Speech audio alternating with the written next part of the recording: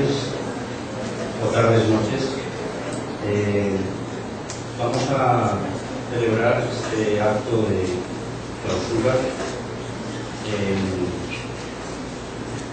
cuanto al curso curso académico y cultural dedicado al doctor Córdoba como jurista destacado, y el tema concreto de esta mesa redonda es el deslinde de la jurisdicción constitucional y la contencioso administrativa, la cosa juzgada de los fallos de amparo de la Sala Constitucional. Les voy a presentar algo, espero, confío que innecesario, pero además tengo que advertir que en aras a la brevedad se me ha indicado que solo dijera dos escuetos méritos del moderador, del doctor Aldo Milano Sánchez, que como abogado litigante y miembro de la Comisión de Derecho Administrativo del Colegio de Abogados.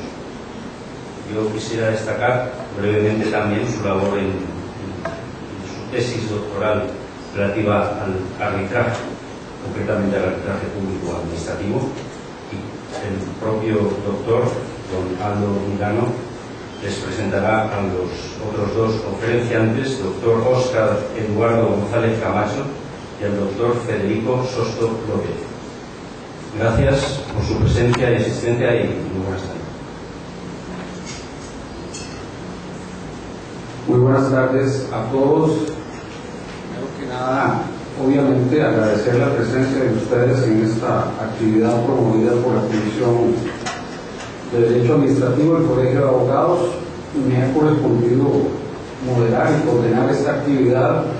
De paso, aprovechando la presencia de todos ustedes, les comentamos que esta es una más de las actividades que durante lo que queda del año organiza la Comisión, y que oportunamente pues estaremos invitándolos al resto de actividades que durante cada uno de los meses que queda de la resta del año estaremos intentando organizar, y que precisamente tienen como objetivo pues generar un debate de tipo académico en temas de trascendencia, de interés, como el que hoy nos trae por acá. Me acompaña a mi derecha don Federico Sosto López, abogado litigante, profesor de Derecho Administrativo de la Facultad de Derecho y coordinador de la Cátedra de Derecho Administrativo, magistrado suplente de la Sala Constitucional. Don Federico posee estudios de posgrado en la Universidad París I, Universidad Complutense de Madrid y en el Centro de Estudios Constitucionales y Políticos en España. Por su parte, don Óscar González Camacho, magistrado de la Sala Primera de la Corte Suprema de Justicia, redactor del Código Procesal Contencioso Administrativo, es doctor en Derecho por la Universidad de Alcalá de Henares y posee también estudios en el Centro de Estudios Constitucionales y Políticos en España, además de que es profesor de cursos de posgrado en la Universidad de Costa Rica y en la Escuela Libre de Derecho. Hechas estas presentaciones, la mecánica de la mesa redonda será una exposición magistral de cada uno de ellos por un espacio no mayor de 30 minutos, y luego de ello daremos un espacio para preguntas y, si fuese también el caso, de alguna réplica de los expositores y ponentes del día de hoy. Tengo que comentar que el culpable de esta actividad soy yo desde que la sugerí el tema, precisamente porque estimo que es uno de los temas de mayor trascendencia, si se quiere, al día de hoy, en la medida en que pues, trae a debate, a discusión, cuál es el límite de una jurisdicción como la constitucional y la contencioso administrativa, ambas con relevancia en el cuerpo de nuestra constitución política, con una específica definición de sus ámbitos, pero bueno, hay que debatir, hay que discutir con relación en específico a lo que es el alcance del artículo 13 de la Ley de la Jurisdicción Constitucional, versión tropicalizada del artículo 31 de la Ley Orgánica del Tribunal Federal alemán, y alrededor de eso pues también establecer algo que la Sala Primera de la Corte describió de este modo. Dice la Sala Primera en el fallo 1469 del 2011 que es claro que la competencia del Tribunal Constitucional es un tema diverso al de la vinculatoriedad de sus fallos. Sin embargo, nutre o define sujeto. Y ese es precisamente el objetivo de esta actividad de hoy: oír posiciones que, si se quiere, divergentes entre una situación y la otra, y pues con esto contribuir a un debate académico y que, no hay que dejar de decirlo, también se mantiene hoy día en estados judiciales. Creo que ese es el mejor papel que puede cumplir el colegio, promoviendo debates de alto nivel académico. Precisamente por eso tenemos los ponentes de nivel que tenemos el día de hoy. De modo que, hecha esta breve introducción, le voy a dar la palabra a don Federico Sosto para que, como lo he dicho, durante el plazo no mayor de 30 minutos haga la exposición de su ponencia el día de hoy.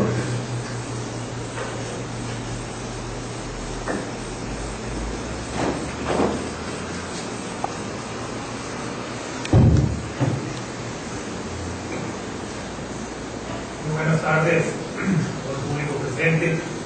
Buenas tardes a don Aldo, a don Oscar.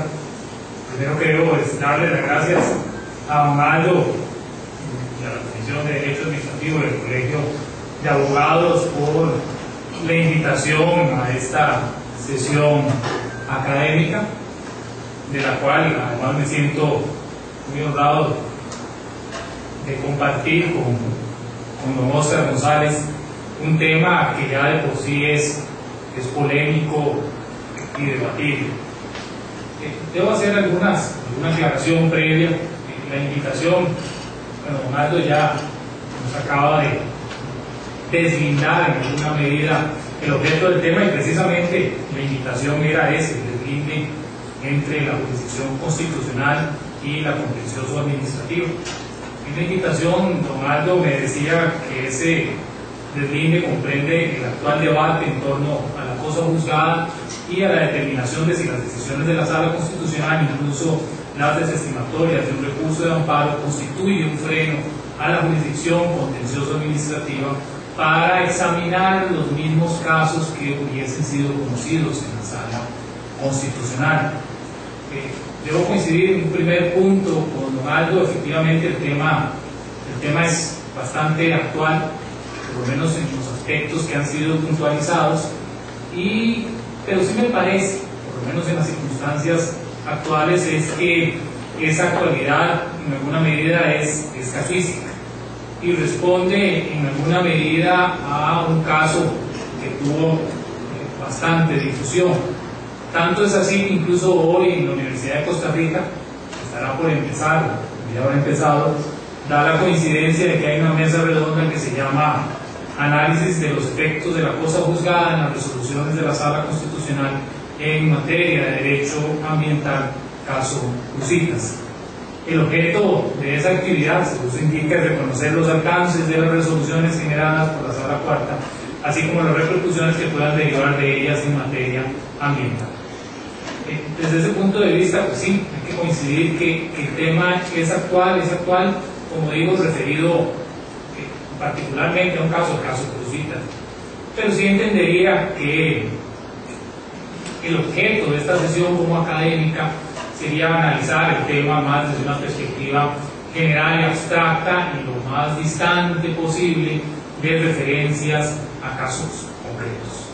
Y entonces, desde esa perspectiva, trataré de abordar el tema, por lo menos, entendería yo, con una visión más de Sala Constitucional, que dejaría la Sala Primera, sin duda alguna, a don Oscar, con una aclaración que después haré al final. El tema, en alguna medida, en cuanto a ese deslinde de jurisdicciones, significa dos cosas. Uno, definir fronteras, u otro, aclarar los alcances de una u otra, es decir, hasta dónde llega la jurisdicción constitucional y dónde empieza la jurisdicción contencioso administrativa, y en alguna medida cuál es el alcance de una u otra. Pero para ello es importante, me parece a mí, señalar el fundamento de ambas. ¿Por qué? Porque tanto la jurisdicción constitucional como la jurisdicción contencioso administrativa tienen asidero constitucional. Es decir, las normas constitucionales hacen una previsión tanto de la jurisdicción constitucional como de la jurisdicción contencioso administrativa. Vamos a ver que en el tiempo, y eso es importante, el factor tiempo va a tener alguna influencia en esa definición de cada una de las jurisdicciones. Y para esos efectos, me voy a aburrir con leer por lo menos las normas más importantes de la Constitución o de la norma suprema. La primera, sin duda alguna, el artículo 10, dice: corresponde a una sala especializada de la Corte Suprema de Justicia declarar por mayoría absoluta de sus miembros la inconstitucionalidad de las normas de cualquier naturaleza y los actos sujetos al derecho público. No serán impugnables en esta vía los actos jurisdiccionales del Poder Judicial, la declaratoria de elección que haga el Tribunal Supremo de Elecciones y los demás que determine la ley.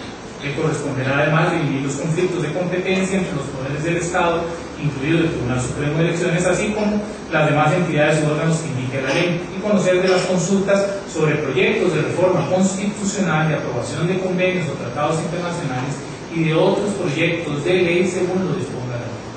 Es importante señalar que este artículo tiene su redacción actual de acuerdo a la reforma de 1989. Por otra parte, el artículo 48 regula lo relativo al recurso de habeas corpus y de amparo, básicamente como objeto para mantener y restablecer el goce de los derechos consagrados en la Constitución, así como los de carácter fundamental reconocidos en los textos de derecho internacional. Y el 49, que también todos conocemos, establece la jurisdicción contencioso administrativa con el objeto de garantizar la legalidad de la función administrativa del Estado y los entes públicos. Igual que esta redacción, que no es la original, corresponde a la reforma de 1963. Eso es importante porque en el tiempo tenemos que entender que el diseño original de la Constitución fue modificado. Y es importante ello para poder entender los alcances de la jurisdicción contencioso administrativa y de la jurisdicción constitucional, siendo que la jurisdicción constitucional fue rebosada, digámoslo así, en 1989, mientras que la contencioso administrativa había sufrido su reforma constitucional en 1962. Entonces, desde ese punto de vista, sí tenemos claro, igual, tanto en el diseño original de la Constitución, como digámoslo a partir de 1989, es que desde el punto de vista de las normas constitucionales, ambas coexisten. Es decir, hay una jurisdicción constitucional y hay una jurisdicción contencioso administrativa, con la particularidad además de que los artículos tanto 48 y 49, uno seguido del otro, están en el capítulo sobre las garantías individuales de la Constitución. Y esto, en alguna medida, si nosotros vemos la Constitución, podemos en principio establecer un reparto, digámoslo así, de los objetos de cada una de las jurisdicciones. La constitucional conoce la inconstitucionalidad de las normas que integran el sistema normativo y de la protección de los derechos fundamentales, en relación del artículo 10 con el 48. Y la jurisdicción contencioso administrativa estará encargada del control de la función administrativa, es decir, control típico de legalidad. Eso en alguna medida podríamos procurar establecer un deslinde o una diferenciación que creo yo bastante simple y en alguna medida ingenua entre lo que es la constitucionalidad y la legalidad. Es decir, la sala constitucional o la jurisdicción constitucional conocerá de los asuntos de constitucionalidad y la jurisdicción contencioso administrativa conocerá de los asuntos de legalidad. Sin embargo, a mí me parece que el encontrar ese primer deslinde en esta diferenciación tiene una falacia. Es decir, la sencillez en realidad nos lleva a pecar de una falacia, porque al final de cuentas la legalidad, desde el punto de vista no del estricto sentido de lo que señala el artículo 11 de la Constitución, de que los funcionarios son simples depositarios de la ley, la legalidad hay que entenderla como el conjunto de todas las normas que integran el sistema normativo. En alguna medida, el artículo 6 de la Ley General de Administración Pública nos establece un orden de la jerarquía de las normas y las normas que integran ese sistema normativo.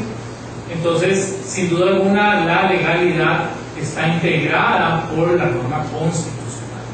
Entonces, desde esa perspectiva, entendida en amplio sentido, la legalidad comprende también, por lo menos, la aplicación de la Constitución.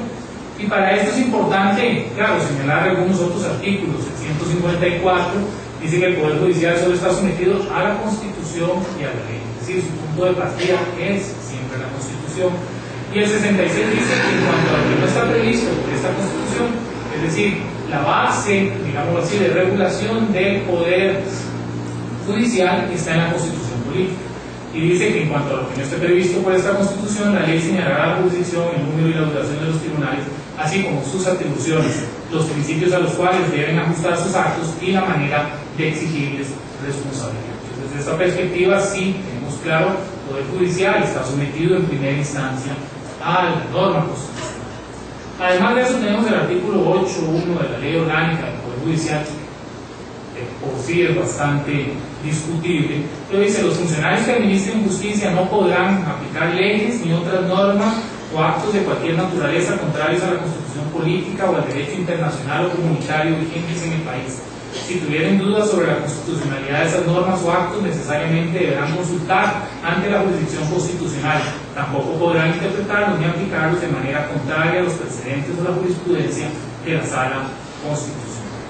Claro, esto en alguna medida, y es parte de la discusión, ha tratado de explicar los mismos alcances precisamente del sistema que adoptamos o del tipo de justicia constitucional que adoptamos a partir de 1989, indicando, como ya lo señalé, que lo señalaban los artículos 10 y 48 de la Constitución. Y es que, en alguna medida, el entender el sistema o el modelo de control de constitucionalidad o justicia constitucional es importante. Y eso, pues en alguna medida, habría que reconocer la evolución histórica, tanto a nivel del derecho comparado como lo que ocurre en Costa Rica.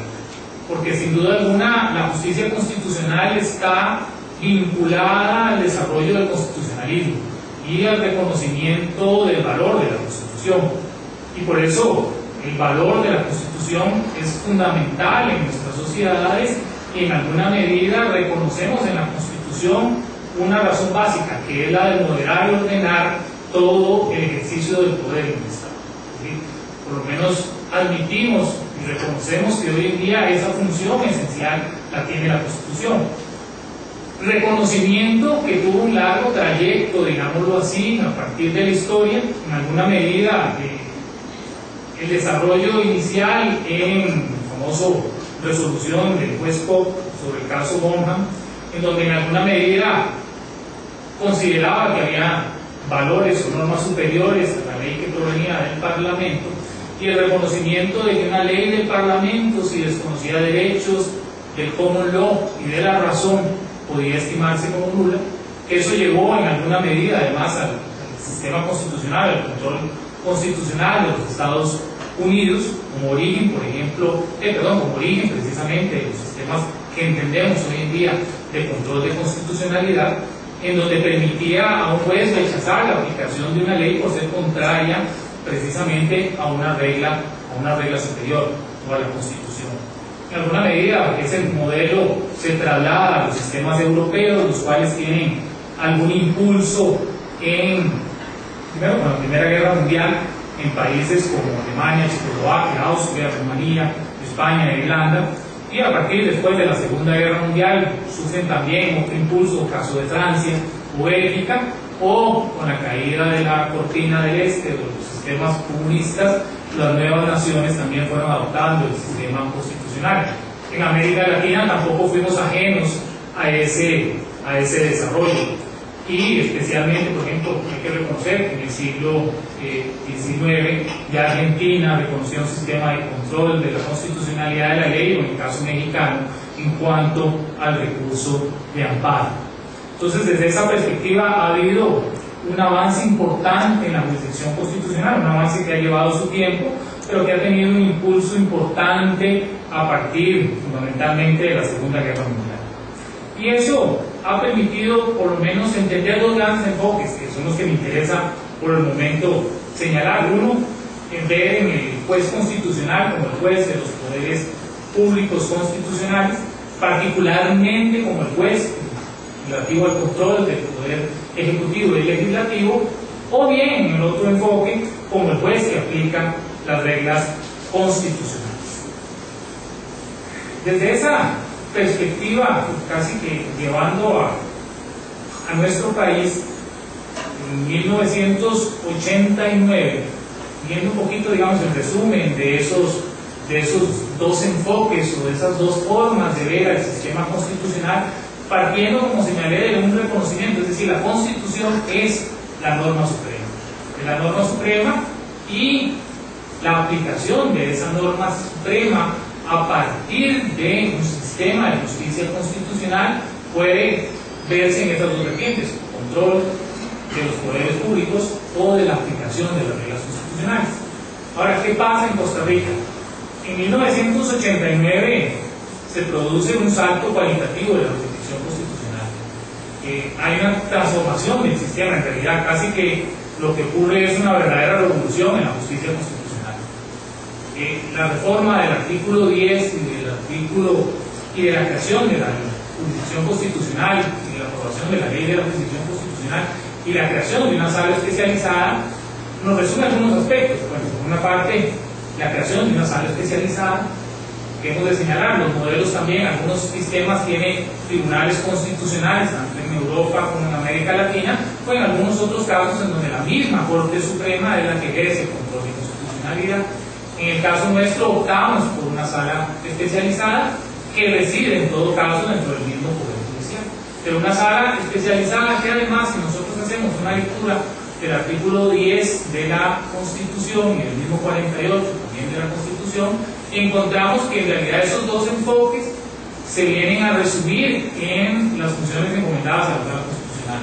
Es decir, tiene un control de los poderes públicos constitucionales, pero también viene a aplicar las reglas de derecho.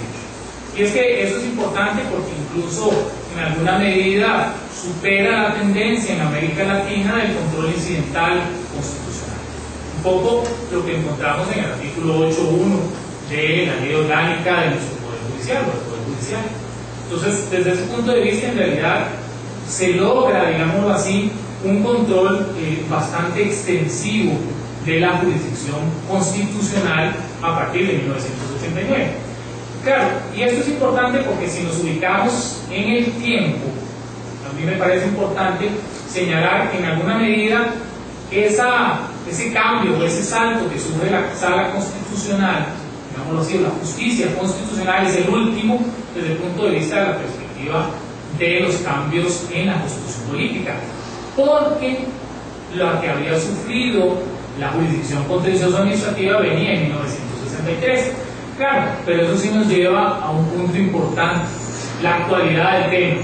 Como digo, trascendiendo de los casos casuísticos o de los casos particulares, lo cierto del caso es que, si bien a nivel constitucional la jurisdicción contencioso administrativa no ha sufrido cambios desde 1963, sí en el orden legal. Y la aprobación del Código Procesal Contencioso Administrativo también fue un salto cualitativo, una revolución en la jurisdicción contencioso administrativa. Y además esa revolución provocó aspectos que no voy a ver, a don Oscar, procesales, pero sí produjo un cambio. Yo había sostenido, creo que la última vez fue en este mismo auditorio, que la jurisdicción contencioso administrativa en el sistema de la ley reguladora era la cenicienta de las jurisdicciones. El Código, aparte, digamos, de la revolución procesal y de la introducción de algunos institutos importantes, sí produjo una revolución, o por lo menos algún impulso en la percepción de la jurisdicción contencioso administrativa. Es decir, creo que todavía sigue siendo algo de cenicienta, no tan cenicienta, pero por lo menos, y eso sí lo puedo reconocer por un impulso de la sala primera en la cual ha participado don Oscar, la sala primera ha impulsado cambios importantes y al final de cuentas un mayor presupuesto de la Corte que se reparte a varias jurisdicciones administrativas. Entonces, hay un salto cualitativo, hay un salto también de organización en la jurisdicción contencioso administrativa, Y creo que esa coyuntura, y señalo, sin que hubiera cambio en las disposiciones constitucionales, sí produjo un importante impulso en la jurisdicción contencioso administrativa. Eso en alguna medida es a lo que nos ha llevado a la actualidad del problema planteado ahora. Es decir, tenemos una jurisdicción contencioso administrativa más activa, más participante, y en alguna medida han surgido precisamente algunos, podríamos calificar como roces, que requieren precisamente de ese definido. Pero bueno, volviendo precisamente al enfoque académico, me parece que desde el punto de vista constitucional, el fundamento de las jurisdicciones y los cambios sufridos más recientemente por la jurisdicción constitucional, y tomando en cuenta el enfoque adoptado, es decir, tanto de control de los poderes públicos como precisamente de la aplicación de la regla constitucional, permiten señalar, digamos así, algunas particularidades de las decisiones que se adoptan en la sala constitucional. ¿Por qué? Porque estimo que bajo ese sistema nuestro, el juez constitucional cumple una función de verdadero árbitro de los poderes públicos. Tanto es así que incluso, por ejemplo, un tema que siempre es discutido en lo contencioso administrativo, en la sede constitucional se supera las conocidas zonas exentas, los actos políticos, que siempre es un tema que se discute en lo procesal contencioso administrativo, así que eso no es un acto político. Y en alguna medida esa norma quedó igual en la legisladora. ¿Sí? Los actos políticos, hay zonas exentas en lo contencioso administrativo, pero en lo constitucional se supera eso. Y eso es importante porque al final de cuentas, desde el punto de vista de la Constitución, el juez constitucional es ese árbitro de todas las actuaciones de los poderes públicos. Y por otra parte, la aplicación precisamente de la regla constitucional a los litigios que son llevados a la sala constitucional es otro aspecto importante dentro del mismo enfoque. Recordemos que además ese cambio fue fundamental desde el sistema anterior a 1989, tanto en el control de constitucionalidad que residía en la Corte Suprema, como los mecanismos establecidos para la tutela de los derechos fundamentales en el juez común que no eran efectivos. Entonces, desde ese punto de vista, la Sala Constitucional, al recoger esas funciones amplias, cumple, digámoslo así, un papel fundamental. Y un papel fundamental en donde al final de cuentas lo que está aplicando son las reglas constitucionales. Y estas reglas son las reglas supremas. Y como reglas supremas se imponen a todo el sistema por razón de su jerarquía. Y desde ese punto de vista podríamos afirmar que lo que hacen es dominar la totalidad del derecho, no solo del derecho público, sino la totalidad del derecho público, derecho privado, del ordenamiento público. Y eso implica entonces que las funciones que desarrolla dentro de la jurisdicción constitucional se desenvuelven en el más alto nivel, es decir, al final de cuentas en la norma suprema, en la norma de más alta jerarquía. Entonces la definición de esas reglas y principios al final de cuentas se imponen en todo el ordenamiento, y las interpretaciones que hacen el juez constitucional, si hay que señalarlo, en razón de aplicar la norma constitucional, en alguna medida vienen a trastocar todo el ordenamiento jurídico o a transfigurar todo el ordenamiento jurídico. Entonces, desde esa perspectiva, si nosotros estudiamos el tema de la cosa juzgada o de la inmutabilidad, como señalan algunos autores, del mandato de la justicia, en este caso de la justicia constitucional, podríamos recoger que tiene características especiales que derivan precisamente de su función de control del poder político como de la aplicación de la norma constitucional. Desde esa perspectiva, entonces, ¿qué es lo que pasa? En esa inmutabilidad del mandato de la justicia constitucional es importante, por una parte, todas las argumentaciones o el razonamiento lógico que proviene de la decisión de la sala. Por otra parte, es importante también que se aplicaría a todos los fallos de la sala, es decir, no había ninguna distinción. Y en alguna medida, aquí vendría cómo se aplicaría el 13 de la ley de la jurisdicción constitucional y los efectos raones de sus decisiones. Efectivamente, ya hay una gran discusión, yo tengo mis reservas sobre la aplicación del 13, pero en realidad, si nosotros superamos el texto expreso del artículo 13, la verdad es que al final de cuentas la inmutabilidad de ese mandato de justicia proviene de su propio fundamento constitucional, no de lo que diga o deje de decir el 13. Y eso es importante porque entonces en alguna medida la fuerza vinculante tendría que ser para todos los fallos de la Sala Constitucional, tomando en cuenta además precisamente la argumentación. Y eso, claro, nos lleva a un paso siguiente, y es que desde el punto de vista de las funciones, los efectos de la resolución de la Sala, y claro, en la medida en que Costa Rica supera el sistema incidental, es decir, el sistema de casos, y del modelo norteamericano, ¿qué es lo que pasa?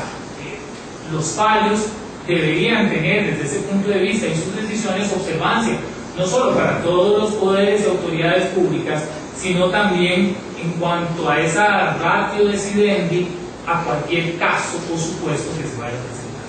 ¿Por qué? Porque eso deriva del sistema adoptado y de la amplitud del sistema adoptado. Y eso, en alguna medida, ese ensanche o esa extensión de la sentencia constitucional va un poquito más allá de la distinción que, como había señalado, había entre constitucionalidad y legalidad. Pero con eso volvemos al problema del principio. Sí, les señalé que había una falacia, hemos dado un pequeño recorrido y al final terminamos en lo mismo, reconociendo eso sí que hay algunos efectos o la inmutabilidad de ese mandato de justicia de la Sala Constitucional más amplio. Pero lo cierto del caso es que si volvemos a la norma constitucional o incluso a la norma legal por vía del 166, no existe un límite o no se establece una predeterminación, no hay una predeterminación normativa de esa frontera, no la tenemos, habría que determinar. Y entonces, claro, ¿cómo hacemos para establecer ese deslinde o esa frontera? Y aquí, en realidad lo debo decir, tengo algún problema. Tengo algún problema en la escogencia, porque he de decir que en alguna medida me ponen en una encrucijada casi como la escogencia entre dos amores. Uno, la jurisdicción contencioso administrativa, por razón de información y de la dedicación al derecho administrativo, y por la otra también al derecho constitucional y al tiempo que pasé en la Sala Constitucional. Esa ventaja tiene don Oscar, que tiene un único amor, que siempre ha sido la jurisdicción contencioso administrativa, siempre. Y todavía en la época que estudiábamos en la universidad, él tenía un único amor y sigue con su único amor, que es la jurisdicción contencioso administrativa. Pero bueno, él tiene esa ventaja. Hoy me tocaría escoger, y por lo menos me parece que en vista del análisis que hay, creo que yo me tendré que inclinar por la justicia constitucional. Y me inclinaré por la justicia constitucional procurando darle una solución. Y la única solución que hay, en alguna medida, está en el artículo 7 de la Ley de la Jurisdicción Constitucional, que en todo caso en los sistemas o en los modelos constitucionales está ampliamente resuelto. El artículo 7 dice que le corresponde exclusivamente a la Sala Constitucional resolver sobre su propia competencia, porque la Sala Constitucional, al aplicar la regla constitucional, proviene de la Constitución, y siendo este el intérprete de la norma suprema, tendrá que resolver precisamente en el ámbito de la Constitución hasta dónde va a llegar los alcances de sus fallos. Y desde esa perspectiva, sus decisiones tendrán el ámbito y la vinculación que así determine. Y me parece que ese principio de autocomposición es válido para la Sala Constitucional, y me parece que la jurisdicción contencioso administrativa debe ceder precisamente a esa regla por ser el sistema constitucional. Y en alguna medida, por esa razón, precisamente opto en ese deslinde por la Sala Constitucional. Decía el historiador y político británico Thomas Macleay que la causa mayor de revoluciones es que mientras las naciones avanzan al trote, las constituciones van a pie. Yo he de decir que las constituciones, en la medida en que exista un buen sistema de justicia constitucional, dejan de ir a pie. Así que podemos decir que van motorizados o hoy digitalizados. Entonces van un poquito más rápido. La vida de las constituciones reside en las decisiones que tomen las salas especializadas o que se tomen en la justicia constitucional. Y desde esa perspectiva sí creo que la justicia constitucional es fundamental para el mantenimiento del Estado de Derecho, y desde esa perspectiva entonces, por lo menos en ese deslinde o el mecanismo de ese deslinde, la decisión, dado que no está en la Constitución, tendrá que en alguna medida definirla la Sala Constitucional. Muchas gracias.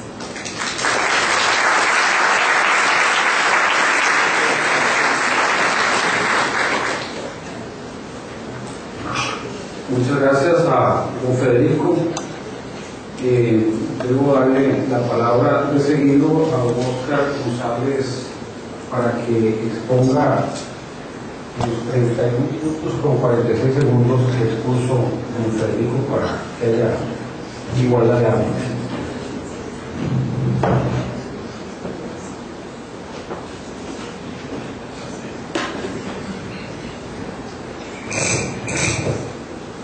Muy buenas noches, tengan todos. De verdad que es un placer, un gran honor que el Colegio de Abogados nos incorpore a estas actividades y que tome en cuenta nuestros nombres para venir a discutir, a debatir en amplitud de ideas, y subrayo en amplitud de ideas, que es precisamente lo que engrandece y produce nuevas concepciones y nos hace avanzar. Yo digo esto porque ya me lo he escuchado 10.000 veces, pero quiero repetirlo. En nuestro país, de su desarrollo intelectual marcado muchas veces en lo jurídico, pareciera que discrepar lleva a la enemistad personal, y nunca tan falso es ese pensamiento. Yo hoy tengo el agrado de una invitación del Colegio de Abogados y a don Aldo por haber pensado en mí, pero el agrado es doble, y es una introducción breve, porque se trata de discutir con el amigo, con el compañero académico, con el respetuoso, con el amplio, con el intelectual, y eso verdaderamente me embarga de emoción. De verdad que sí. Y cuando digo amigo, no se vaya a pensar luego, con el morbo exacerbado de este país, que se pone en entredicho la imparcialidad inquebrantable que me quiebra, que no se quiebra en ninguna de mis resoluciones. En segundo término, quiero señalar que voy a hablar en carácter personal y a un nivel académico, en modo alguno comprometiendo, jamás podría hacerlo, el pensamiento de la sala primera, de la que formo parte como un elemento más de 5, pero no hablo, ni puedo hablar, ni podría hacerlo nunca por la sala primera, lo hago a título personal. Eso pues para tranquilizar en mucho también las desviaciones o la interpretación a mis palabras. Y por último, porque si no voy a consumir el tiempo en introducción, me voy a permitir hacer alguna referencia sobre este tema bajo la consabida noticia de que uno más de los casos, quizá el más importante que ha puesto en el tapete este tema, está al menos para la sala primera absolutamente sellado en calidad de cosa juzgada. En otras palabras, no estoy ni voy a emitir opinión sobre un caso pendiente. Jamás podría hacerlo, y me interesa también destacar. En la sala, Cruzitas concluyó, y por tanto opino con libertad, como académico más que como magistrado. A lo que vinimos, ¿les parece? Mi queridísimo amigo Federico Sosto arranca en la misma línea que yo quería plantear, con el fundamento constitucional que da base a cada una de las jurisdicciones. Y yo, aprovechando que ya él leyó las normas, solo voy a leer la línea de interés. Y es que el artículo 10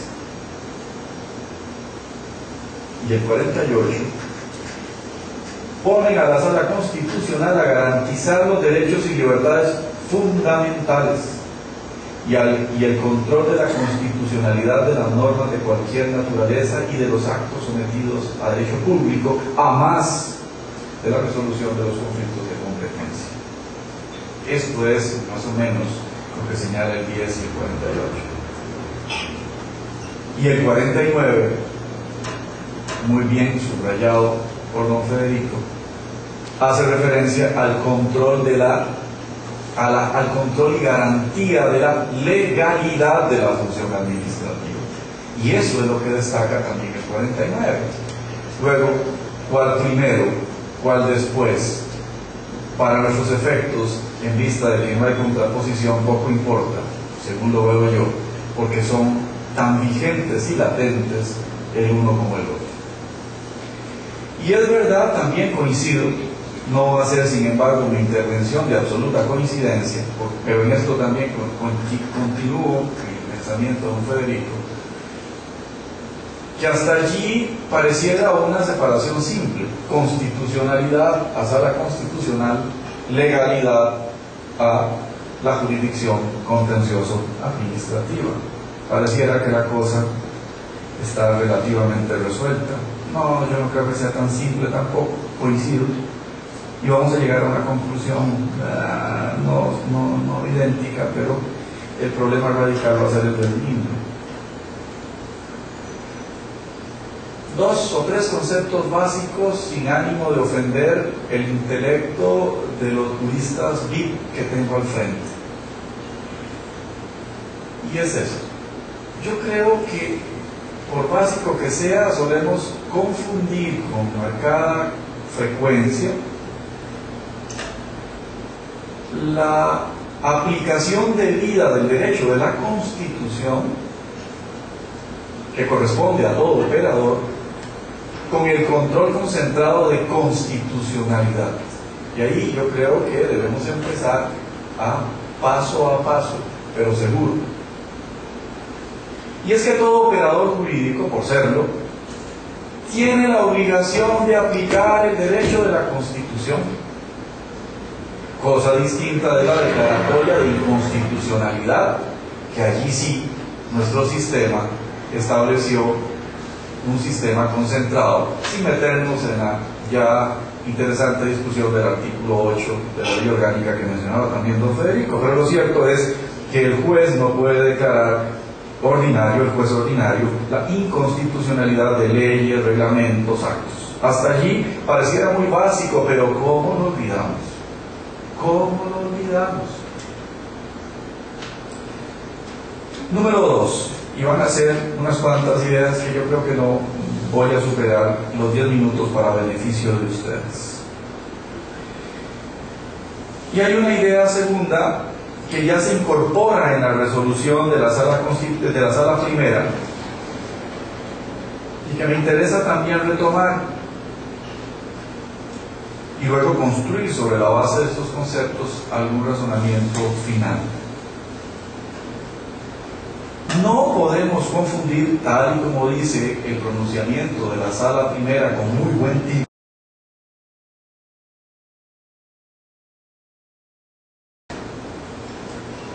la cosa juzgada con la vinculatoriedad externa de las resoluciones de la sala constitucional. Son dos cosas bien diferentes. Y me parece que desde un punto de vista terminológico, conceptual, debemos, yo creo que, detallar en la discusión. Y es que para la cosa juzgada, no pretendo de nuevo ofenderles, tenemos la necesaria identidad de los elementos, consabida por todos nosotros. Sujetos, parte, causa.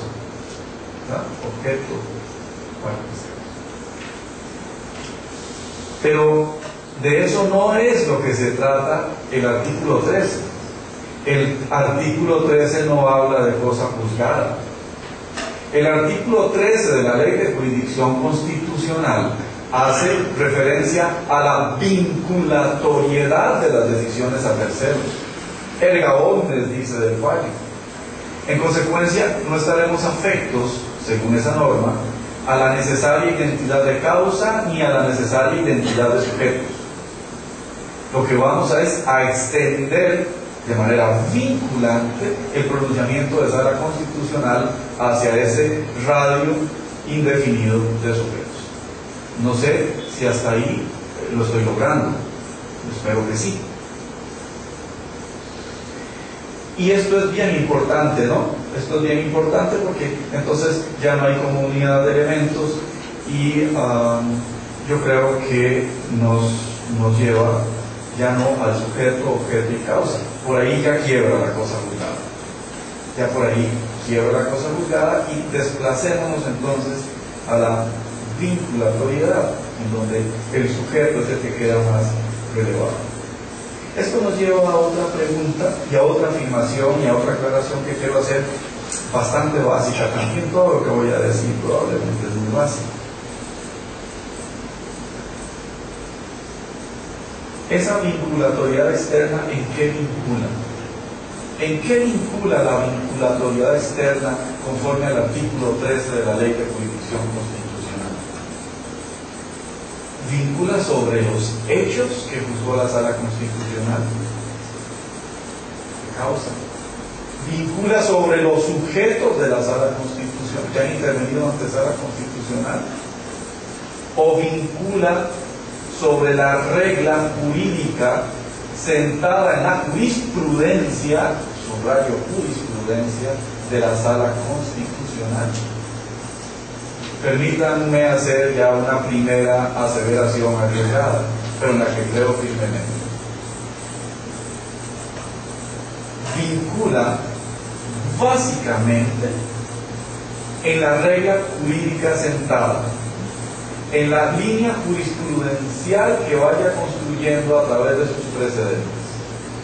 Esto es, ni más ni menos. ¿Qué se ha dicho? Y permítanme una distracción en algunos ejemplos que yo creo que son obvios.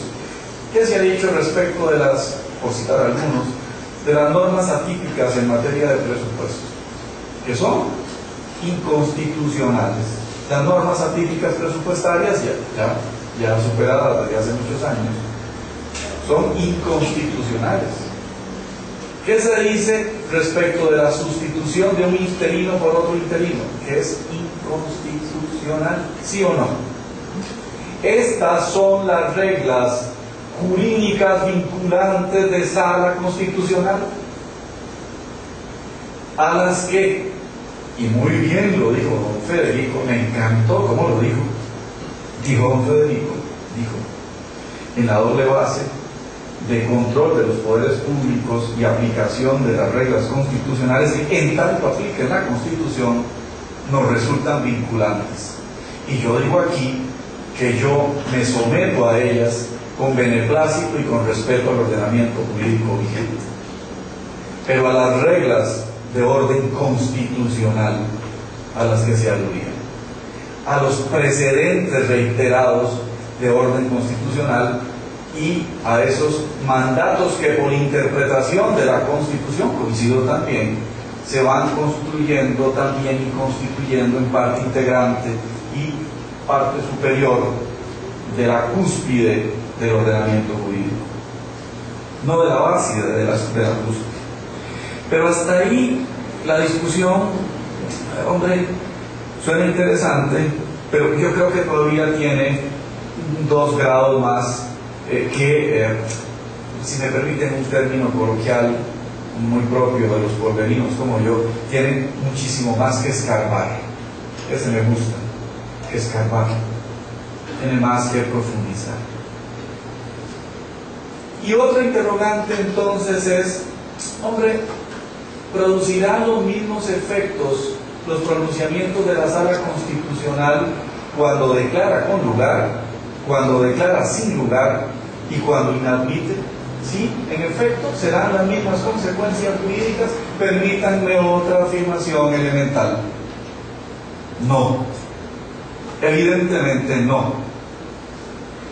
Y es que si el pronunciamiento de la Sala Constitucional es con lugar, suprimiendo la conducta pública por inconstitucional, estaremos claros que lo que hay es un decaimiento sobreviniente del interés actual. Es decir, aquella conducta pública cuestionada se murió, fue declarada nula, no existe en el orbe jurídico y por tanto ya no hay discusión, ni cosa juzgada que pelear. Muy obvio, ¿verdad? Muy obvio, yo sé que es evidente. Y tampoco podríamos entrar a discutir si la inadmisibilidad pronunciada por la Sala en un amparo o en una inconstitucionalidad produce efectos vinculantes, puesto que no hay un pronunciamiento de fondo. Coincidiremos en que se requiere un pronunciamiento de fondo. Esto nos deja solo un margen y la discusión, y lo que quiero es entonces decantar la discusión, porque si no, luego damos muchas vueltas de abejón y no terminamos de concentrar el tema. El tema habría que concentrarlo y dilucidarlo en lo que corresponde a las resoluciones que declaran sin lugar los recursos que se formulen ante la Sala Constitucional. Y me parece que esto también es importante. La discusión entonces hay o debe centrarse en aquellos extremos en los que se declare sin lugar. Pregunto entonces, y esta sí era pregunta de fondo, haciendo las diferentes previsiones anteriores.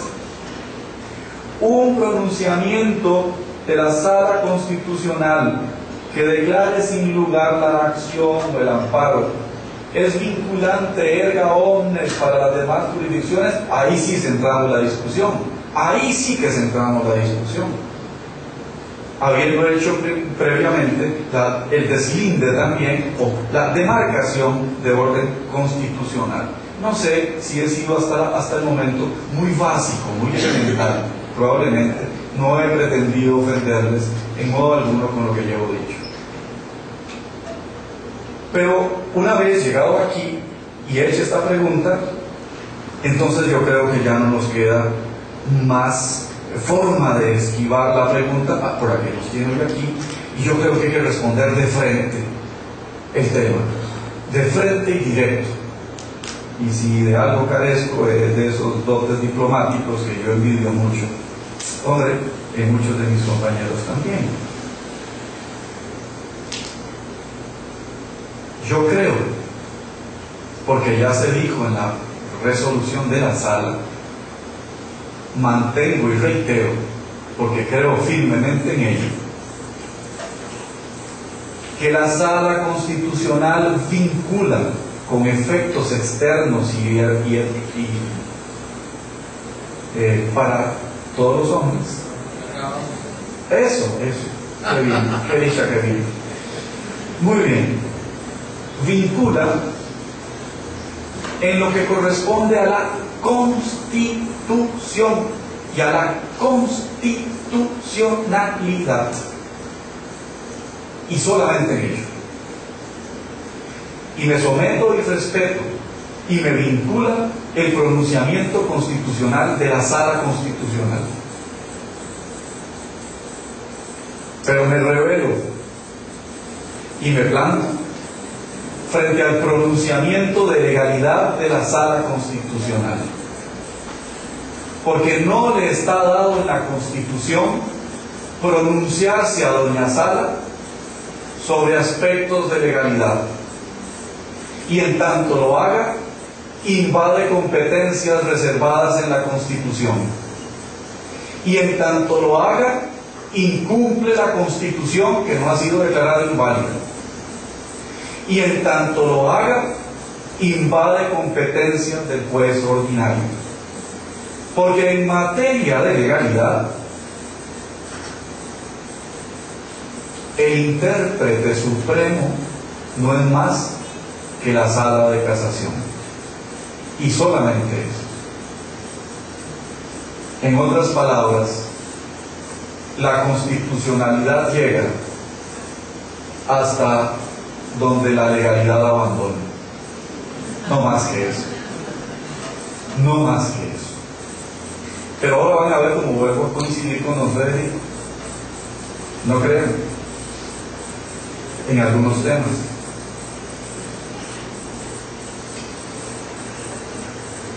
Quiero incorporar otra hipótesis, que es también, sin entrar, me pareció edificante, propio del respeto de mi anterior expositor, la forma en que propone al auditorio alejarnos de casos específicos para centrar la discusión con mentalidad abierta en el campo de doctrina. Eso dice de un verdadero intelectual, y eso dice de un caballero. Yo no pude hacerlo ahí, pero por poco me levanto y aplaudo, porque realmente es lo que realmente se merecía. Estas son las cosas. Pero voy a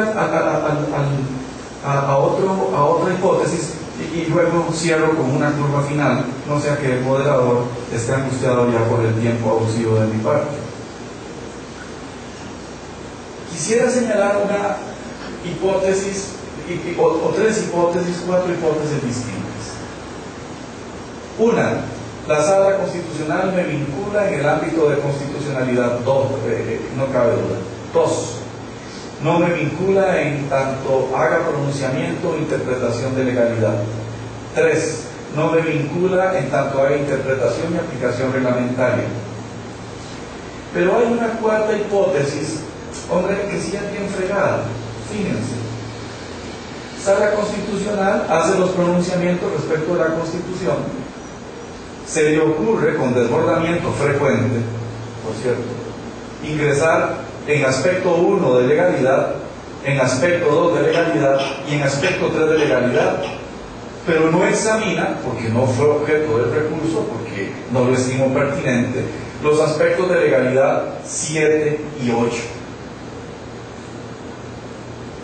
Y entonces yo pregunto, ¿de verdad ustedes creen que aquel pronunciamiento que hizo valoración de la Constitución y de los extremos 1, 2 y 3, pero que no conoció de los extremos 7 y 8, me vincula con carácter erga omnes o me produce, según quieran, carácter de cosa juzgada?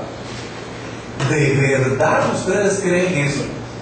¿De verdad podemos trastocar los institutos básicos de los que estamos hablando para llegar a manifestar que el caso está sellado?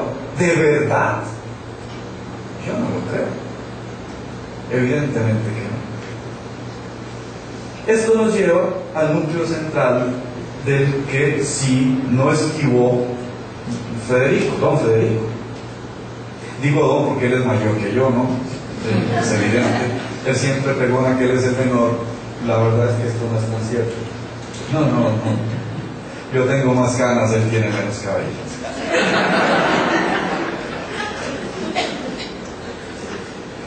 Yo creo que el gran tema que no vamos a resolver hoy aquí, y con esto comienzo a dar la recta final de cierre, está ahí sí en el deslinde entre qué es legalidad y qué es constitucionalidad. Ahí sí está el núcleo central de la discusión. Ahí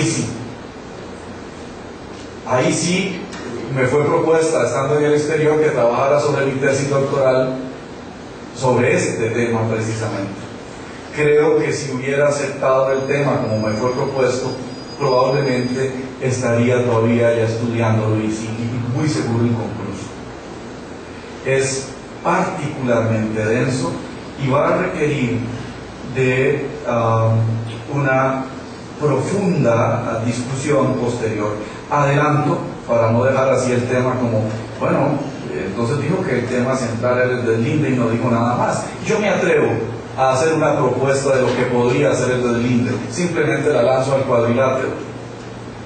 Yo creo que lo constitucional radica en aquello que es directamente propio de la norma constitucional y de sus principios.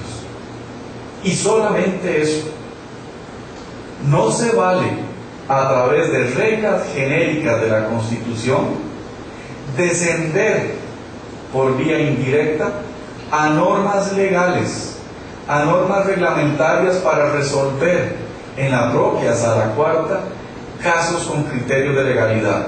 Más grave aún, si ni siquiera toco o tomo ninguna de esas normas o principios constitucionales, como lamentablemente también ocurre, y ve uno las resoluciones plagadas de estricta juricidad o cita de normas infraconstitucionales.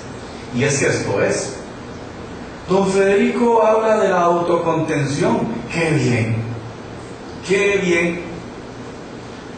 Porque volvemos al artículo 7 de la autocontención y la autodefinición. Me parece que la discusión teórico-jurídica puede ser muy interesante. Yo creo que sí. Yo creo que es que no podemos dejar un supremo poder por encima de todos los supremos poderes. Yo creo que eso podría atentar en todo el equilibrio de la ecuación construida desde Montesquieu y Hollywood y muchos otros. Pero abandonemos la discusión teórico-práctica y yo quisiera preguntar, ahora sí, para ir rematando, ¿Realmente ha funcionado la autocontención de sala constitucional? ¿Ha funcionado? ¿Se han autocontenido en el control de las potestades discrecionales del poder constituyente, del poder legislativo, del poder básico y político? ¿O realmente, y aún con toda la fortuna en la creación de sala constitucional, hemos creado al final un suprapoder, sí similar al gobierno de los jueces que los doctrinarios de otrora tenían y que a la postre es lo que estamos sufriendo? ¿No será eso? Yo creo, y mejor lo dejo de preguntas, que sí ha habido tal desbordamiento y no encuentro un ápice de autocontención. Es más, si la hubiera habido, no estaríamos aquí. Yo creo que no estaríamos aquí. Es verdad que aprecio mucho a los compañeros de la sala, todo el tema, pero eso no me limita a opinar sobre este tema. No quisiera cerrar sin señalar que hay un factor preocupante que no puedo dejar de decir, además, en los pronunciamientos o en el desarrollo del constitucionalismo que muy bien expuso don Federico, y que yo quisiera dejar planteado acá. Sí al constitucionalismo, sí a la norma suprema, sí a desempolvar la interpretación de las normas del juez vetusto. ¿Quién más que yo? Rebelde y heterodoxo por naturaleza, al grado de la locura. Pero cuidado con un constitucionalismo individual que nos viene marcando en el país. Un constitucionalismo exclusivamente sobre la libertad individual y exclusiva de una sola persona. Y eso es lo que hemos venido manejando. ¿Y dónde está el constitucionalismo protector de los grupos? ¿Y dónde está el constitucionalismo protector de los bienes superiores y públicos? ¿Y dónde está el constitucionalismo protector de la nación? Cuando hablemos de un constitucionalismo equilibrado, hablaremos en buen tono. Antes estamos en desequilibrio. Muchas gracias.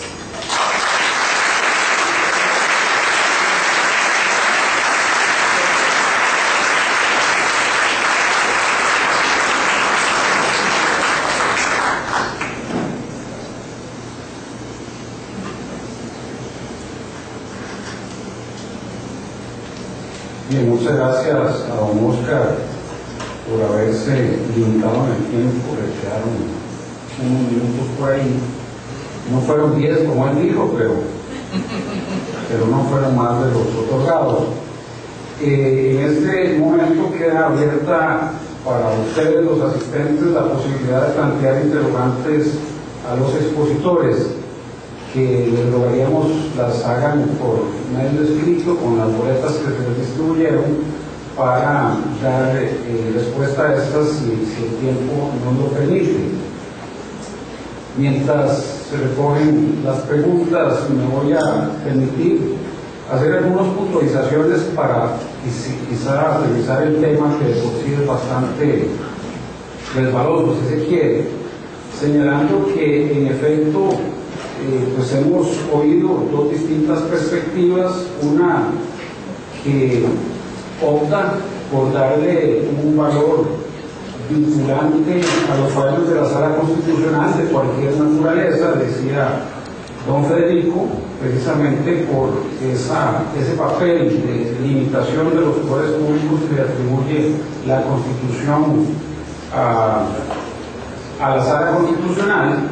Y por otra parte, la tesis de don Oscar, que manifiesta claramente que sí reconoce ese poder de vinculación, que discrimina del valor de cosa juzgada, en el tanto y en el cuanto se limite a los pronunciamientos de mera o de pura constitucionalidad de la Sala Constitucional, mientras que le atribuye el valor de intérprete supremo de la legalidad a la Sala Primera de Casación, lo cual nos hace ver precisamente el porqué del interés de seguir debatiendo sobre un tema como este, en la medida en que sigue siendo, como se decía, polémico y sigue siendo de notorio interés, lo cual se manifiesta con la presencia de todos ustedes el día de hoy.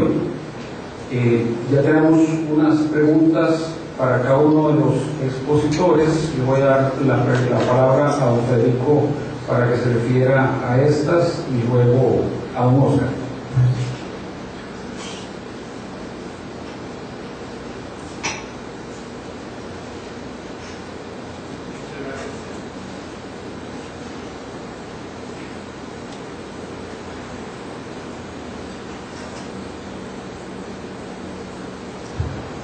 Muchas gracias, Donaldo. Hay dos preguntas, una me parece que es un comentario y otra una pregunta, pero voy a leerlas.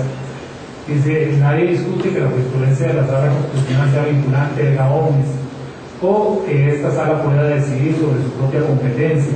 La duda que se plantea es si en su juicio, si en un juicio sumarísimo con legitimación vicaria y otras limitaciones puede generar cosa buscada material, lo cual no se deriva de las normas citadas, más aún en cuestiones que no son de constitucionalidad. Claro, aquí el problema, y tal vez un punto de partida, es el tema de la cosa juzgada, es decir, ¿qué entendemos o no por la cosa juzgada? El artículo 42 dice: se prohíbe reabrir causas penales vencidas y juicios fallados con autoridad de cosa juzgada, salvo cuando procede del recurso de revisión. Eso es lo que señala la Constitución.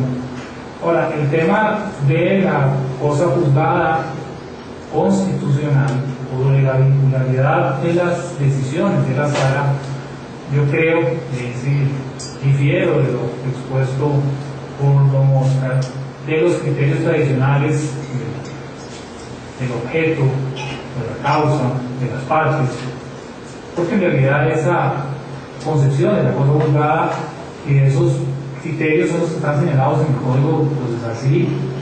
Entonces, desde ese punto de vista, tendríamos que hacer una revisión a nivel constitucional del alcance mismo del 42 y que entendemos por la cosa juzgada a nivel de decisiones de la Sala Constitucional. Yo por eso en alguna medida hablaba de la inmutabilidad del mandato de justicia de la Sala. Me parece que desde esa perspectiva supera un poquito la aplicación procesal de los criterios que están en el Código Procesal Civil. Pero volviendo un poquito a lo que señala en cuanto al procedimiento, sí, bueno, efectivamente hay procedimientos que son más ágiles, pero sí hay que señalar que hay una tendencia a que todos los procedimientos sean más ágiles, tanto en lo contencioso como en la jurisdicción constitucional. Y en alguna medida creo que la decisión de un tribunal debe juzgarse precisamente por la ratio decidente, es decir, la sustancia de esa sentencia y de lo que se vino o no a discutir. Es decir, que sea más rápido o menos expedito, o que sea en una única instancia. En todo caso, lo contencioso administrativo terminó siendo en una única instancia, con la posibilidad del recurso de casación, pero terminó siendo también en una única instancia, y en alguna medida el trámite preferente también agiliza la decisión. Entonces, yo creo que lo importante es la sustancia de la decisión y desde el punto de vista del juicio constitucional determinar precisamente cuál es el alcance. Entonces, desde esa perspectiva sí me parece que ese juicio, por lo menos sin entrar, como digo, a casos particulares, esa decisión o ese mandato de justicia puede ser inmutable. Entonces, desde esa perspectiva a mí me parece que no haría tampoco esa distinción tan tajante que hace don Oscar entre los alcances del 3 y lo que significa la cosa juzgada.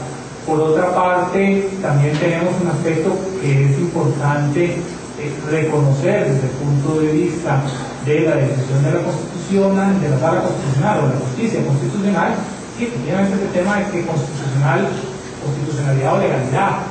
Lo que pasa es que la Constitución, muchas veces sus contenidos y el tratar de buscar esa esencia, sí implica, digámoslo así, una extensión sobre todo el ordenamiento jurídico.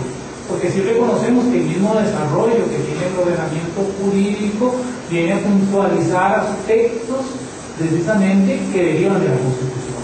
Entonces, en alguna medida, sí, la Constitución viene a dominar todo el sistema normativo. Al final de cuentas, todas las normas tienen que ser constitucionales. El control de constitucionalidad se ejerce sobre todas las normas, no solo sobre las leyes. Entonces, en alguna medida, esa discusión, esa superación de la ley del Parlamento ya afortunadamente quedó atrás. Entonces, desde esa perspectiva, sí, la Constitución viene a infiltrarse en todo el ordenamiento, viene a trastocar todo el ordenamiento, viene a trastocar todas las normas. Y hay normas, precisamente, que desde esta perspectiva incluso incorporan contenidos que puedan tener valor constitucional. Entonces, sí me parece que el tema de la constitucionalidad va un poquito más allá, porque además, en última instancia, la validez de todo el sistema dependerá de la Constitución. La segunda pregunta dice: la autocontención es para efectos prácticos un suprapoder. ¿En qué basa la sala para arrogarse el control de toda la legislación? Bueno, yo no quisiera entrar a juzgar, bueno, no sé si se lo dejo a un Oscar, el tema de si la sala constitucional tiene una autocomposición o no tiene una autocomposición. A mí, en términos generales, yo creo que el balance de la sala constitucional siempre va a ser positivo.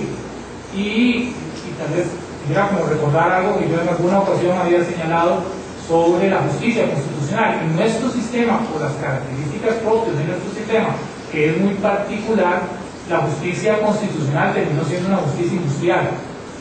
¿Y eso qué quiero decir? Bueno, la justicia industrial, como toda línea de producción, en este caso, un gran número de sentencias, la mayoría puede salir bien. Yo sí creo que eso es así. Y eso no quiere decir que haya errores o que se produzca un fallo o una sentencia que esté mal. Sí, eso sí ocurre, no vamos a negar eso.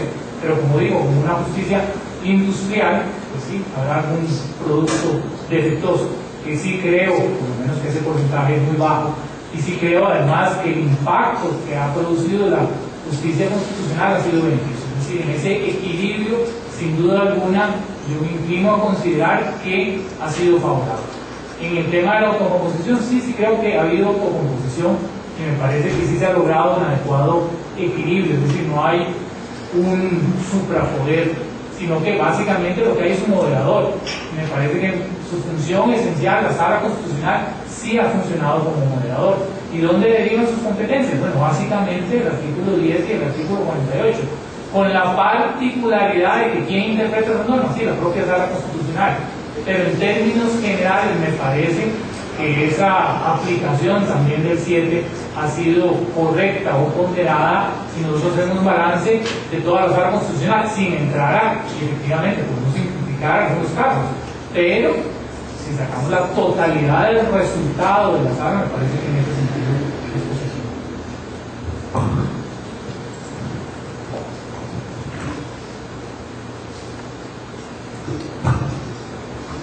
Me han pasado varias, pero voy a también, para mantener el respeto del tiempo y del equilibrio, a responder dos.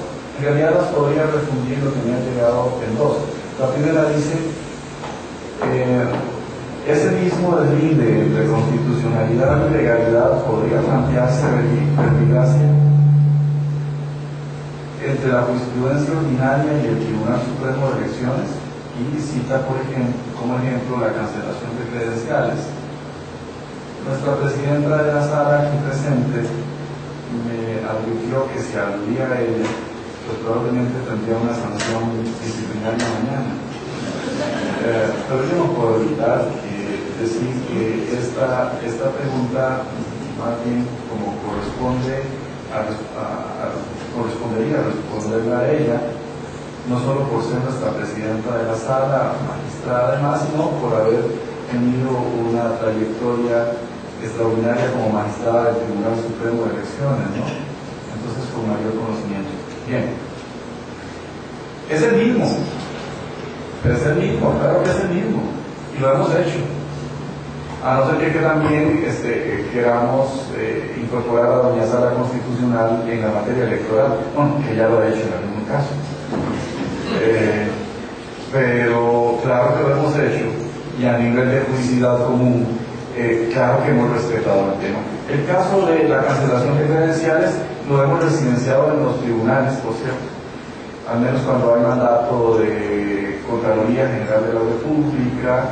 Es un tema muy polémico, muy interesante, en el que tenemos muchos procesos, pero fíjense que hemos logrado un adecuado equilibrio entre el electoral, legal y, bueno, no siempre constitucional por el desbordamiento dicho. Pero ¿por qué no lograrlo? Precisamente si en estos campos en el buen entendimiento y en la autocontención está la gran respuesta. Yo creo que si coincidimos, ¿quién no ha operado? Es que ustedes se imaginan al Tribunal Supremo de Elecciones declarando ilegal unos cuantos actos administrativos comunes. ¿A qué no? El tribunal lo ha hecho bien.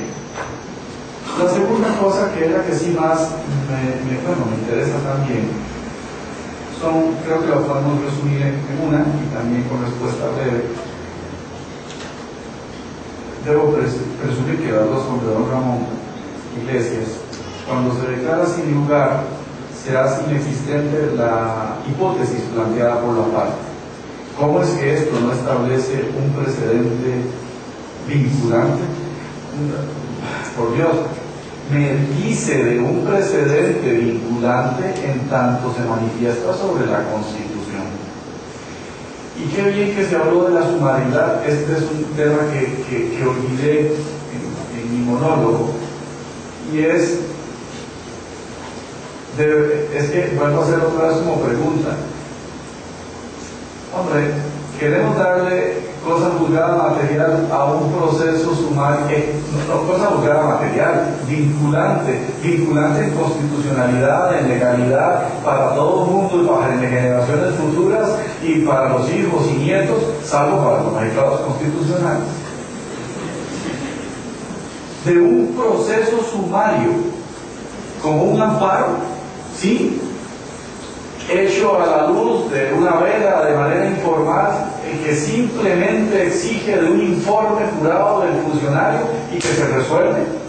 Esa es la amplitud del debido proceso y del conocimiento profundo sobre bases testimoniales, prueba documental, pericias y demás. Ese es un proceso declarativo y profundo. ¿No les parece que es justicia de tambor? Me volvió a encantar la expresión de don Federico, justicia industrial. 17.000 pronunciamientos. Bueno, a ellos les produce un gran orgullo, a mí me produce un poco de bochorno.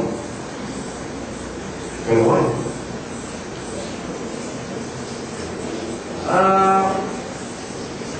Y la otra que está vinculante, voy a reservarme, porque si don Federico quiere más tiempo para hablar. ¿No cree que en el debido debe considerarse también el principio del debido proceso? Las partes también tienen un derecho fundamental para que en su caso sea resuelto dentro de un proceso dotado de todas las garantías de defensa. Por supuesto, es lo que estoy hablando, por eso aludía al sumario. Ese debido proceso lo encontramos en un proceso plenario, no siempre en un proceso de amparo, no siempre. ¿Cómo es posible? Y ahora decía don Federico, es que cuanto más dice, más me estimulo. Fíjense, vean lo que dice don Federico, que hay un nuevo concepto de cosa juzgada. Quiero pelear solo con él jurídicamente, solo eso. ¿Cuál concepto de cosa juzgada? Sobre esta base sumaria. ¿Cuál concepto de cosa juzgada si la sala conoce de 1, 2, 3 pedimentos o extremos o razonamientos y se quedaron por fuera el 5 y el 6 que son llevados a la jurisdicción ordinaria? Pero resulta ser que sobre esos que no ha habido pronunciamiento, también el precedente me vincula con carácter de cosa juzgada sin que siquiera se hayan conocido. Ese precedente de sala constitucional me vincula aunque yo sea sujeto diferente. Ese precedente de sala constitucional me vincula aunque sea causa diversa. Y entonces yo pregunto, a propósito de la pregunta, ¿y los derechos fundamentales? ¿Y el debido proceso? ¿Y el equilibrio procesal? ¿Y el respeto a la Constitución y a un sistema transparente y democrático? ¿Qué lo hago? Me lo llevo al sumario sobre la teórica construcción de un supratribunal hegemónico en la norma suprema. Muchas gracias, pero no. Muy bien.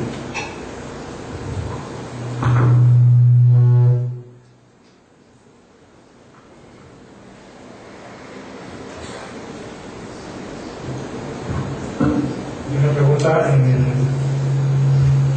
plano teórico práctico,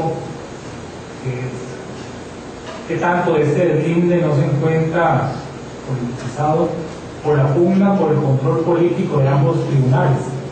El tema de control político, yo creo que primero diría, por el tema de control político, en realidad ninguno de las salas es un control, por lo menos hay una pugna sobre el control político.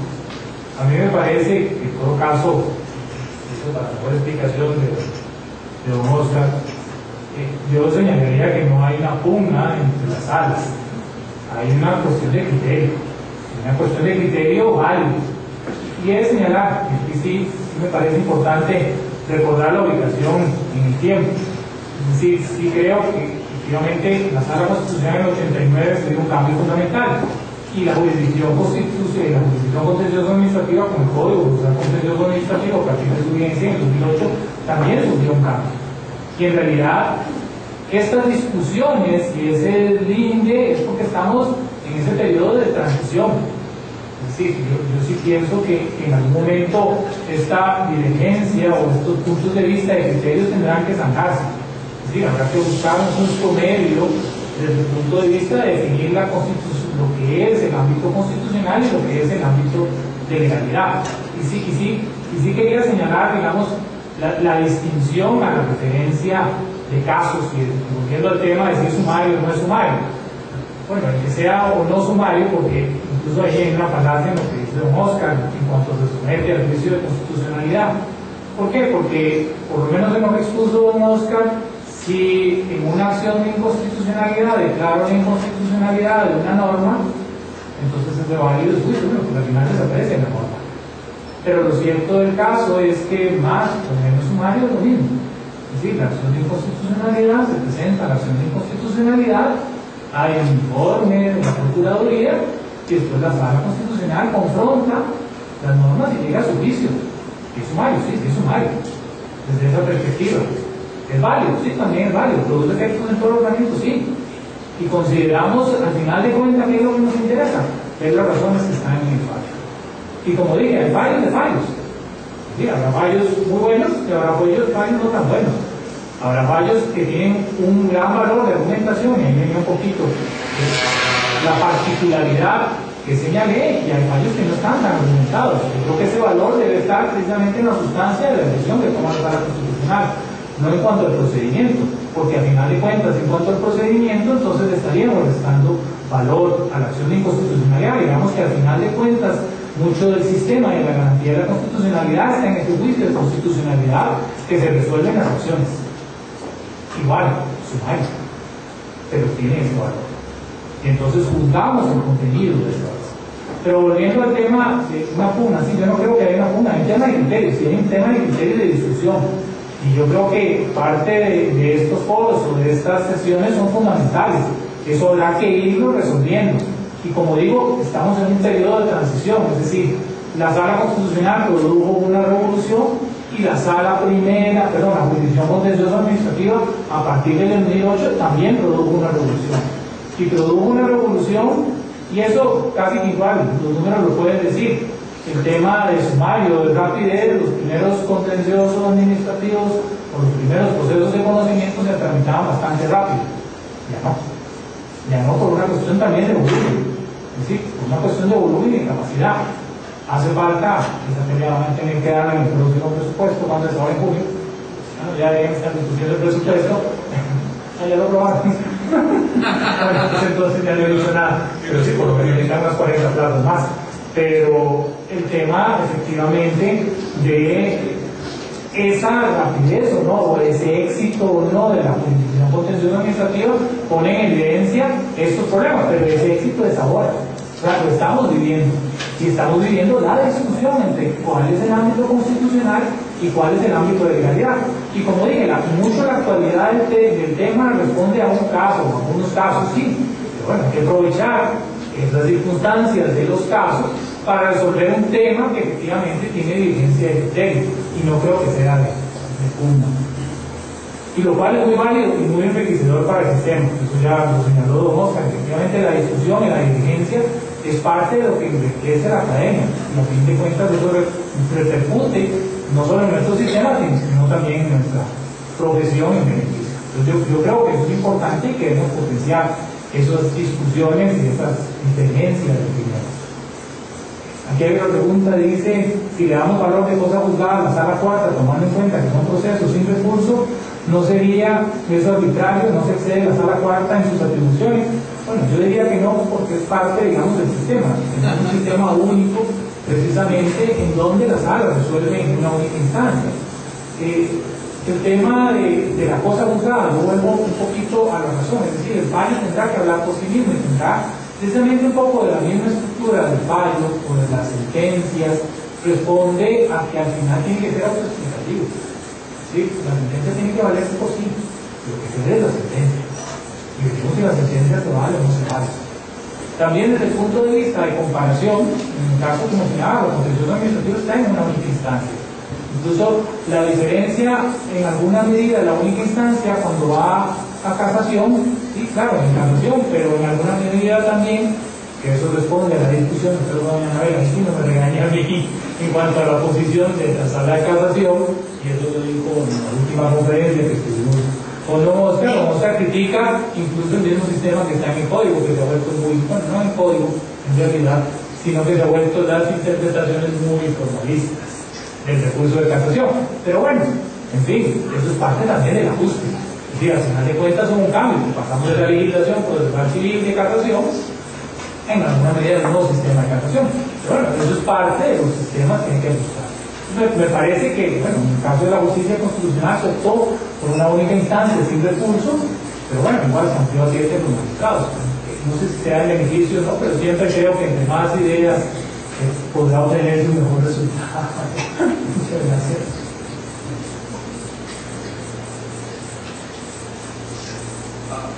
La mía es una última pregunta. Voy a referirme ya para no pensarlos más. Y está muy interesante. ¿Podría desconocer la jurisdicción contenciosa un amparo declarado con lugar?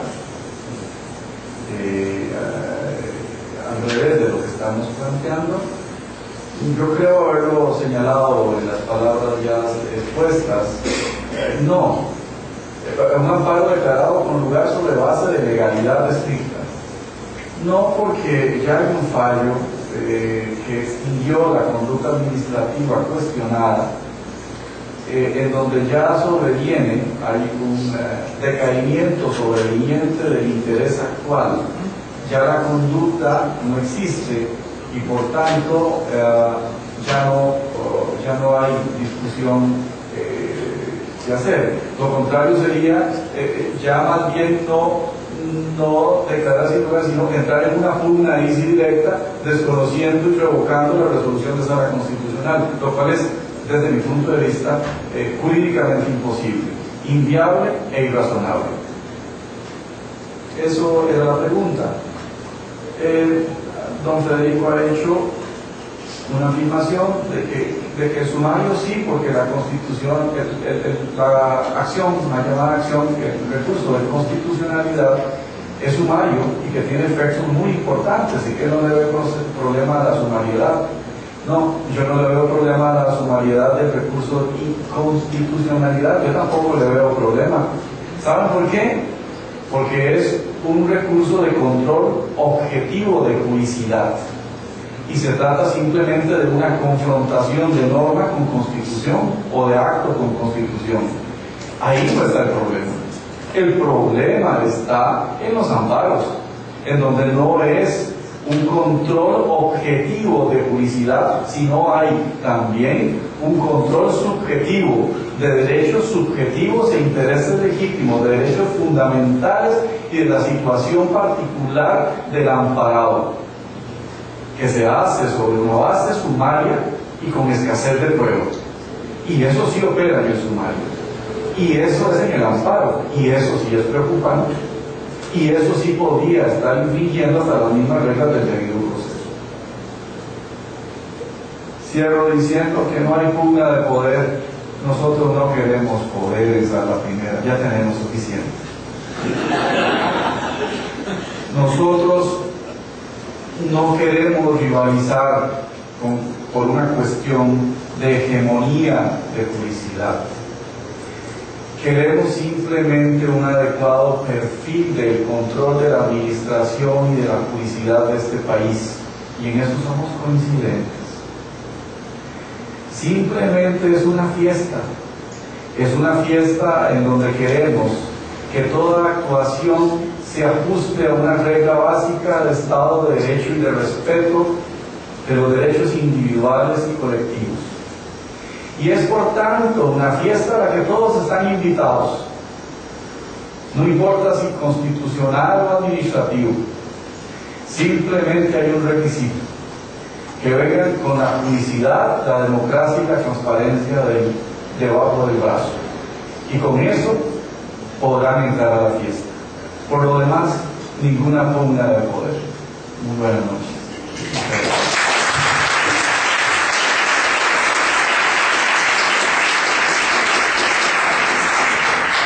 Bien, muchas gracias a ambos expositores. Por dicha, vamos terminando, pues no puedo opinar en este tema, es una especie de tortura.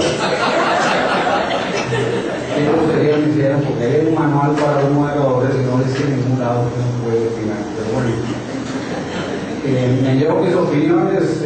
Quiero, en nombre del Colegio de Abogados y de la Comisión de Derecho Administrativo, entregarle un certificado a ambos expositores como muestra de agradecimiento por el tiempo que le han dedicado y su indudable disponibilidad de participar en esta actividad. Quisiera, por ende, entregarle en este momento a don Federico un certificado de muestra de agradecimiento por su participación.